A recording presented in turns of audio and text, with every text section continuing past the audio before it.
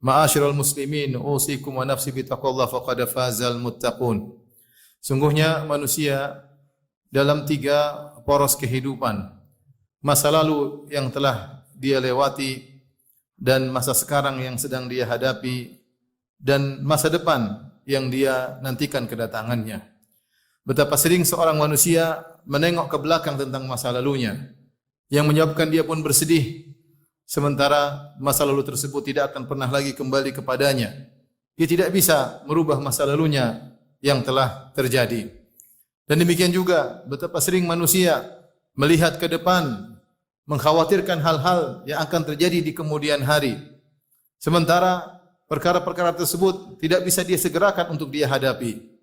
Kenyataannya dia sedang berada di hadapan kehidupannya yang hadir di hadapannya. Inilah 2 perkara yang menimbulkan penyakit yang menimpa seorang manusia. Kesedihan tentang masa lalunya dan alham, yaitu kekhawatiran tentang masa depannya. 2 penyakit ini menimpa jiwa setiap manusia.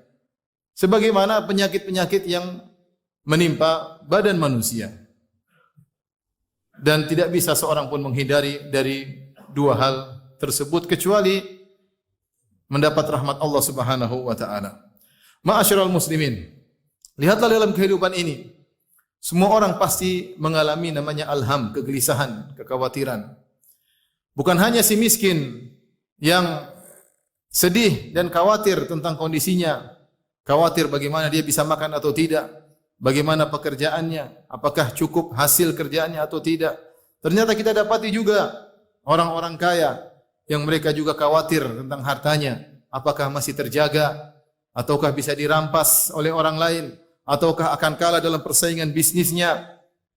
Bukan cuma orang miskin yang sedih karena rasa lapar yang dia alami, khawatir dia bisa makan atau tidak. Di sana juga ada orang-orang berada yang khawatir dengan apa yang telah dia makan dalam perutnya. Bukan hanya rakyat jelata yang khawatir tentang masa depannya. Pergolakan politik yang terjadi yang dia lihat selalu berubah. Bahkan para negarawan, para pejabat, para penguasa mereka juga gelisah tentang keputusan yang akan mereka ambil. Dan demikianlah kehidupan manusia. Tidak terlepas dari yang namanya alham, kegelisahan. Dan jika alham sudah datang menimpa, maka semua akan menjadi terasa sempit. Seorang yang tinggal di istana yang luas, maka terasa sempit baginya. Kehidupan terasa berat baginya. Malam tidak bisa tidur, bahkan 1 detik yang dia lewati terasa sangat lama rasanya. Kenapa? Dia sedang ditimpa dengan alham. Lihatlah kita demikian. Kita memikirkan anak-anak kita, bagaimana masa depannya. Yang remaja putri masih belum menikah, bagaimana dengan pergaulannya. Kita pikirkan sebagai orang tua.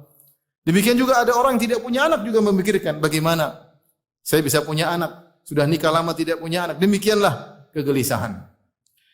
Karenanya diriwayatkan dari Ali bin Abi Thalib radhiyallahu taala anhu dengan sanad yang lemah dalam Al-Mu'jam Al-Awsat Tabrani, ketika beliau berbicara tentang makhluk Allah yang terkuat, maka ada yang mengatakan makhluk Allah yang terkuat adalah al-jibal, gunung.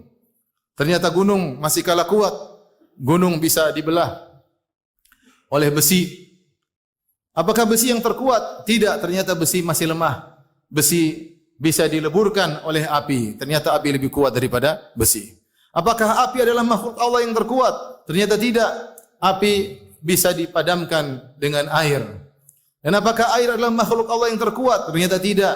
Ternyata air bisa dipikul, dibawa oleh awan di atas udara sana. Apakah awan makhluk Allah yang terkuat? Jawabannya tidak. Ternyata awan diombang-ambingkan oleh angin yang berhembus. Apakah angin makhluk Allah yang terkuat? Ternyata tidak. Angin mudah ditepis oleh manusia dengan tangannya. Apakah manusia makhluk yang terkuat? Ternyata tidak. Manusia terdominasi oleh rasa kantuknya. Dan apakah rasa kantuk makhluk Allah yang terkuat? Ternyata tidak.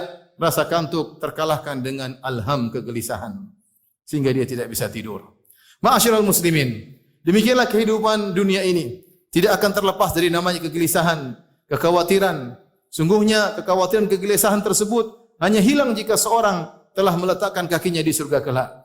Oleh karenanya di antara ucapan pertama yang diucapkan oleh para penghuni surga ketika masuk surga.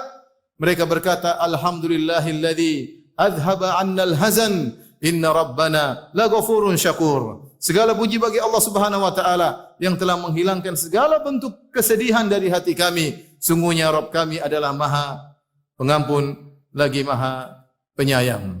Ma'asyiral muslimin, apakah solusi yang diajarkan Islam ketika kita menghadapi penyakit yang namanya alham, yang menyebabkan kita murung, yang menyebabkan kita gelisah?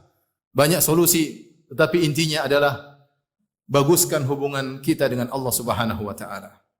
Percuma kita curhat, mencurahkan isi hati kita kepada manusia jika ternyata hubungan kita dengan Allah adalah hubungan yang buruk. Oleh karena di antara obat dari kegelisahan yang paling mujarab adalah berdoa kepada Allah Subhanahu wa taala. Dalam satu hadis yang diriwayatkan oleh Imam Abu Daud dengan sanad yang diperselisihkan oleh para ulama, sebagian mensahihkan, sebagian menghasankan dan sebagian mendhaifkan. Nabi SAW masuk dalam masjid. Kemudian Rasulullah SAW melihat Abu Umamah radhiyallahu taala anhu Al-Ansari sedang bersedih. Kata Nabi SAW, "Ya Abu Umamah, ma araka jalisan fil masjid fi ghairi waqti salat." Wahai Abu Umamah, kenapa engkau duduk di masjid ini bukan waktu salat? Ada apa gerangan? Terlihat sedih, gelisah. Kata Abu Umamah radhiyallahu taala anhu, "Humumun lazimatni wa duyunun ya Rasulullah." Kegelisahan yang meliputiku dan utang-utang yang melilitku. Kata Rasulullah SAW kepadanya, "Ala u'allimuka kalaman qultahu idza amsayta wa idza asbahta." Maukah aku ajarkan kepada engkau satu doa yang jika kau ucapkan di pagi hari dan di petang hari maka Allah akan menghilangkan adhaballahu hammak, Allah akan menghilangkan kegelisahanmu, wa qada anka dainak, dan Allah akan melunaskan hutang-hutangmu. Kata beliau, tentu ya Rasulullah, doa apakah itu? Maka Rasulullah SAW mengajarkan, katakanlah, Allahumma inni a'udzu bika minal hammi wal hazan, wal ajzi wal kasli, wal bukhli wal jubni, wa dhala'id daini wa qahrir rijal. Berdoalah, ya Allah, aku berlindung kepada engkau dari alham, dari kegelisahan, kekhawatiran yang tidak-tidak tentang masa depan, wal huzn, tentang kesedihan masa lalu yang tidak hilang-hilang, yang sudah terlewati dan tidak akan kembali. Wal ajzi wal kasli, aku berlindung kepada engkau dari ketidakmampuan dan dari kemalasan. Wal bukhli wal jubni, dan aku berlindung kepada engkau dari rasa pelit dan rasa takut, pengecut. Wa dhala'id daini wa qahrir rijal, dan aku berlindung kepada engkau dari lilitan hutang dan dikuasai oleh orang-orang yang zalim. Inilah doa yang diajarkan oleh Nabi SAW agar dibaca oleh Abu Umamah di pagi hari dan di petang hari. Dalam satu hadis, ketika Rasulullah SAW hendak pergi berperang ke Khaybar, maka Rasulullah SAW berkata kepada Abu Talha Al-Ansari, "Iltamis li gulaman min gilmanikum yakhdumuni hatta akhruja ila Khaybar." Wahai Abu Talha, carikanlah padaku seorang anak remaja atau anak kecil yang menjadi pembantuku selama aku berpergian ke Khaybar. Maka Abu Talha pun mendatangkan Anas bin Malik radhiyallahu taala anhu untuk menjadi pembantu Nabi sallallahu alaihi wasallam. Kata Anas bin Malik radhiyallahu taala anhu, wa kuntu akhdimuhu idza nazala, dan aku menjadi pembantu Nabi sallallahu alaihi wasallam setiap kali Rasulullah SAW singgah. Wa kuntu asma'uhu katsiran yaqul, dan aku sering mendengar Rasulullah SAW berdoa dalam perjalanannya, Allahumma inni a'udzubika minal hammi wal hazan wal ajzi wal kasli wal bukhli wal jubni wa dhala'id daini wa qahrir rijal. Aku sering dengar Nabi sallallahu alaihi wasallam baca dengan doa tersebut. Jika Nabi SAW berdoa dengan doa tersebut, tentu kita lebih utama untuk sering baca doa tersebut. Di antara doa yang menakjubkan dan mujarrab, doa yang diajarkan oleh Nabi SAW, di mana Nabi SAW berkata, "Ma asaba abdan hammun wala hazanun qat." Faqala, tidaklah seorang hamba ditimpa dengan kegelisahan, ditimpa dengan kesedihan apapun, kata Nabi SAW. Kemudian dia berdoa dengan doa ini, kecuali Allah akan menghilangkan kesedihannya dan kegelisahannya. Apa doa tersebut? Qala, Allahumma inni abduk, ibnu abdik, ibnu amatik, nasiyati biyadik, madin fiya hukmuk, adlun fiya qada'uk, as'aluka bikulli ismin huwa lak sammaita bihi nafsak, aw anzaltahu fi kitabik, aw 'allamtahu ahadan min khalqik, aw ista'tharta bihi fi ilmi al-ghaibi 'indak, an taj'al Qur'ana rabi'a qalbi wa nura sadri wa jilaa huzni wa dhahaba ghammi. Doa yang sangat menakjubkan. Di mana Rasulullah mengajarkan agar kita berkata, "Ya Allah, sungguhnya aku adalah hamba-Mu." Pengakuan kita ini hanyalah hamba Allah. Aku adalah putra dari ayahku yang merupakan hamba-Mu. Aku adalah putra dari ibuku yang ibuku juga adalah hamba-Mu.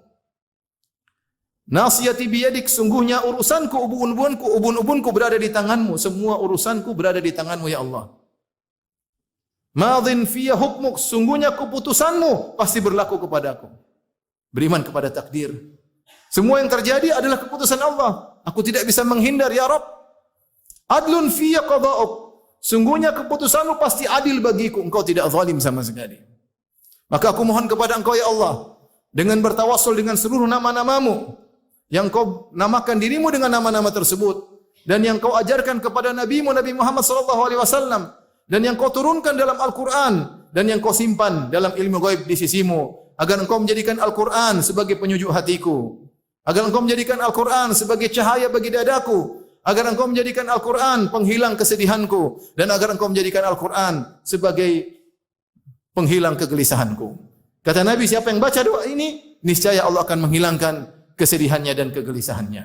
Ma'asyiral muslimin, jika kita berhadapan dengan kegelisahan, kemudian kegelisahan tersebut seakan-akan membuat kita jatuh terpuruk, maka periksalah diri kita. Jangan-jangan hubungan kita dengan Allah tidak baik. Segera perbaiki hubungan kita dengan Allah Subhanahu wa taala. Sungguhnya maksiat mendatangkan kesengsaraan dalam hati meskipun Anda dalam kekayaan, meskipun Anda dalam keduniaan. Maksiat menjadikan hati menjadi sengsara. Barang siapa beramal soleh, maka apapun yang dia hadapi, dia akan bisa tentram menghadapinya. Kata Allah Subhanahu wa taala, "Man 'amila salihan min dzakarin wa untha aw untha man 'amila salihan min dzakarin aw untha wa huwa mu'minun falanuhyiyannahu hayatan thayyibah." Barang siapa lelaki maupun wanita yang beramal soleh dalam kondisi beriman, maka kami akan berikan bagi dia kehidupan yang penuh dengan kebahagiaan. Seringlah beristighfar. Man lazimal istighfar, siapa yang sering beristighfar, ja'alallahu min kulli dhiqin makhrajan, maka Allah akan berikan bagi dia setiap kesempitan ada solusi.